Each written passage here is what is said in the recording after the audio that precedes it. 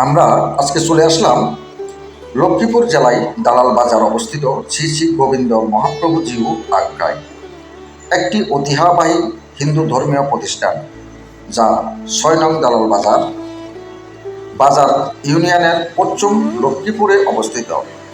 এটি স্থায়ী বৈষ্ণব সম্প্রদায়ের পূজা পার্বণ ও উৎসবের একটি গুরুত্বপূর্ণ কেন্দ্র। মন্দির সম্পর্কে কিছু তথ্য। অবস্থান: লক্ষ্মীপুর সদর উপজেলার দালাল বাজার। ধরন: এটি মূলত একটি আখড়া বা মন্দির, যা বৈষ্ণব ঐতিহ্যের অনুসারী। ধর্মীয় কর্মকাণ্ড: এখানে নিয়মিত পূজা পাঠ, আরতি এবং বিভিন্ন ধর্মীয় অনুষ্ঠান আয়োজিত হয়। স্থায়ী ভক্তবৃন্দের দ্বারা মন্দিরটি পরিচালিত হয়, যার জন্য একটি কার্যকরী কমিটি আছে।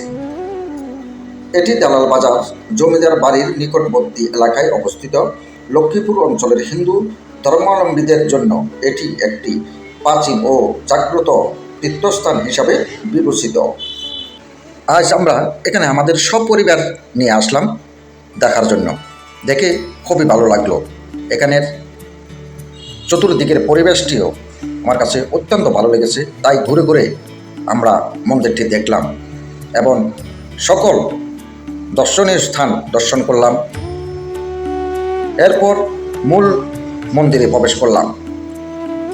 মূল মন্দিরে প্রবেশ করতে ভক্তবৃন্দের সাথে দেখা মিলল।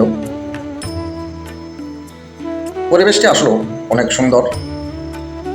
তো আমরা নিরিবিলি সময়ে যাওয়াতে এখানে তেমন ভক্ত সমাগম ছিলেন না। আমরা নিজেরাই ঘুরে ঘুরে সব দেখলাম।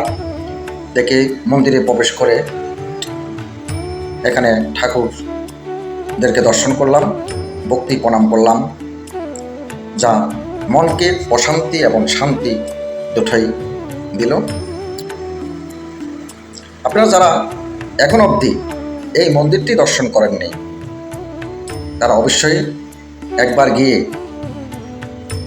এই মন্দিরটি দর্শন করে আসবেন। অবশ্যই ভালো লাগবে। এখানে জগন্নাথ, এখানে রাধা কৃষ্ণ, এখানে গৌর নিতাই অবস্থিত আছে। এখানে গ্রন্থকার আছে। এখানে প্রসাদালয়, অনেক সুন্দর প্রসাদালয় আছে। এখানে সবচেয়ে আশ্চর্যের বিষয় হচ্ছে এখানে কামধেনু আছে। এটা অবশ্যই দেখার বিষয়। সামনে পিছে দুটি পুকুর আছেন। বাৎসরিক মহোৎসবের জন্য এখানে নাট মন্দির আছেন। সব ঘুরে ঘুরে দেখার পর আমরা সেখান থেকে বিদায় নিচ্ছি। বিদায়ের বেলায় সামনে একটি মিষ্টির দোকান আছে। সেই মিষ্টির দোকান থেকে মিষ্টি খেয়ে আসতে ভুল করিনি। তো আপনারা যারা যাবেন মন্দিরটি দর্শন করে আসবেন এবং এই মিষ্টির দোকান থেকে মিষ্টি খেয়ে আসবেন। ধন্যবাদ সবাইকে। ভিডিওটি ভালো লাগলে লাইক, কমেন্ট, শেয়ার দিয়ে অন্যদেরকে দেখার সুযোগ দিন।